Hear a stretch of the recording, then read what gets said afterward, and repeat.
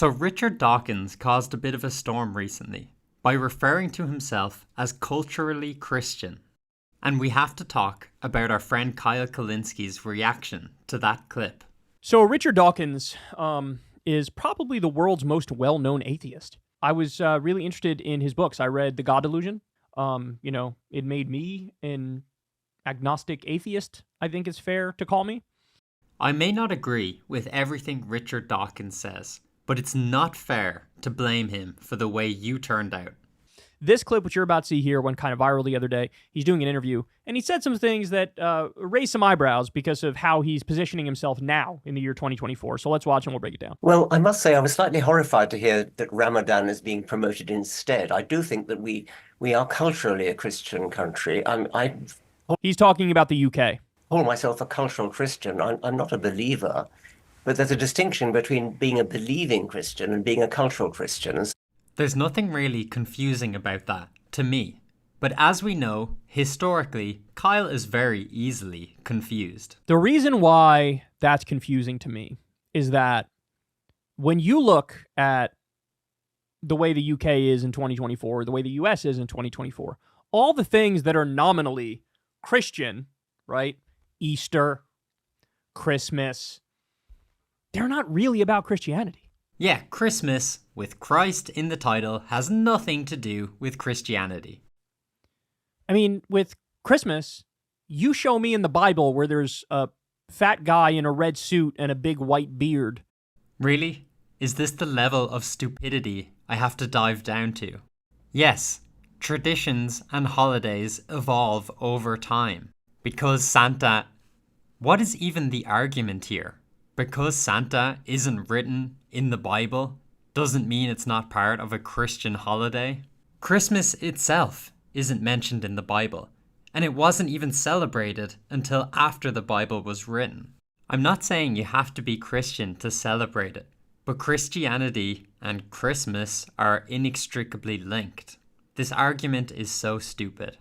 What do you mean Martin Luther King Day is celebrated on the third Monday in January? That's not his birthday. Hey, why are you celebrating Martin Luther King Day like this? Martin Luther King never wore a skirt or played the trumpet. Martin Luther King Day has nothing to do with Martin Luther King. Obviously a stupid argument, and it pains me I even have to talk about it. So when you say I'm a cultural Christian, what do you mean? You like the Easter egg hunt on Easter? You like the Christmas carols?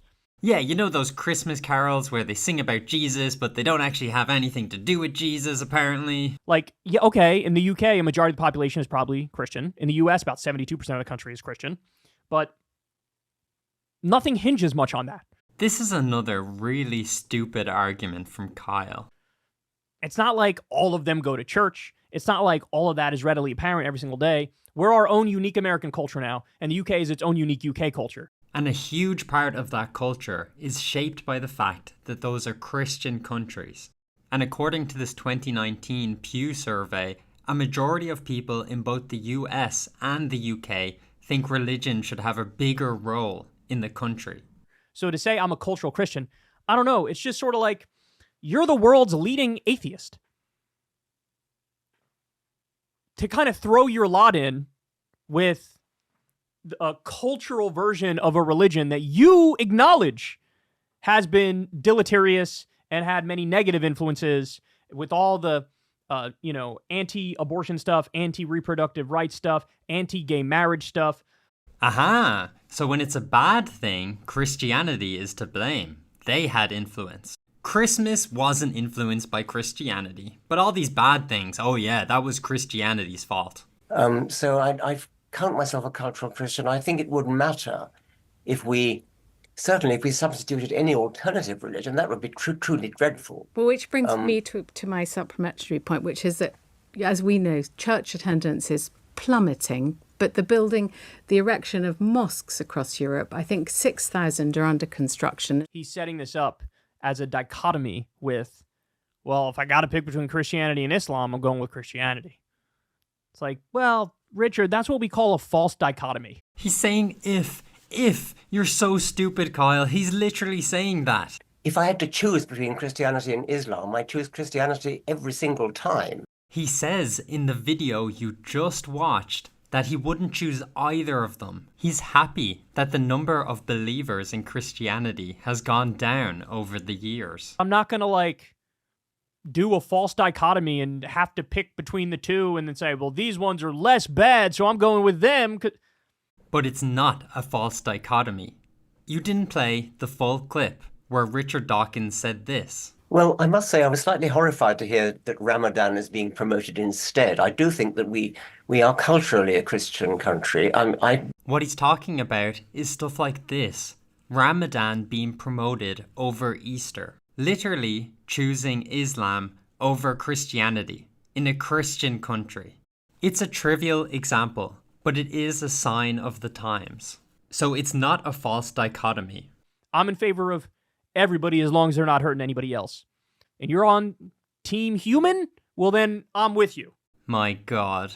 Leftists are so naive and childlike, almost. If you think homosexuality should be illegal, does that exclude you from being on quote-unquote team human? Well, then you're not in favor of half the British Muslims that are in Mr. Dawkins' country.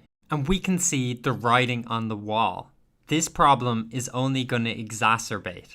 If, as this article on screen says, 23% want Sharia law, I'm sorry, but that 23% has got to go. 23% of a growing population want to install Sharia law. They want to impose their culture over ours. Can none of these left-wing morons or idiot politicians see that this could be a problem if it continues? What should the penalty be for saying that the Prophet Muhammad sexually assaulted a 9-year-old?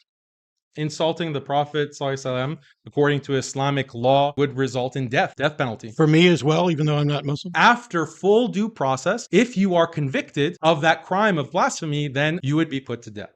Ah, yes. Bring your culture to the West. You seem lovely. Good thing I'm not in an Islamic country. Don't worry, my friend. You don't have to go to an Islamic country. We'll just bring the Islam to your country. Back to the video. That was a major tangent. Cultural Christian? It just seems like now you're a little uncomfortable with the norms and the rise of culture amongst Muslims in the UK. And it's almost like you're running back to what makes you feel more comfortable. What's hilarious is Kyle doesn't realize he's making a complete ass of himself. Because Richard Dawkins has been saying this for years. I'm not one of those who wants to stop Christian traditions. This is historically a Christian country. I'm a cultural Christian, the same way as many of my friends call themselves cultural Jews or cultural Muslims. So yes, I love singing carols along with everybody else. I'm not one of those who wants to purge our society of our Christian history. And just to be clear, because I haven't mentioned it yet in this particular video, but I'm not a religious person. I respect religion, especially Christianity. I don't mind the West being secular, as long as we maintain similar values as we do today. But I do not want the West to become Islamic in its current form. And we have to fight back, because 23% of an exponentially growing population in the West is very dangerous. And I'll leave you with this quote from President Erdogan of Turkey, who said that they will eventually teach the arrogant Westerners that insulting Muslims is not freedom of thought. Note how he didn't even say freedom of speech, freedom of thought.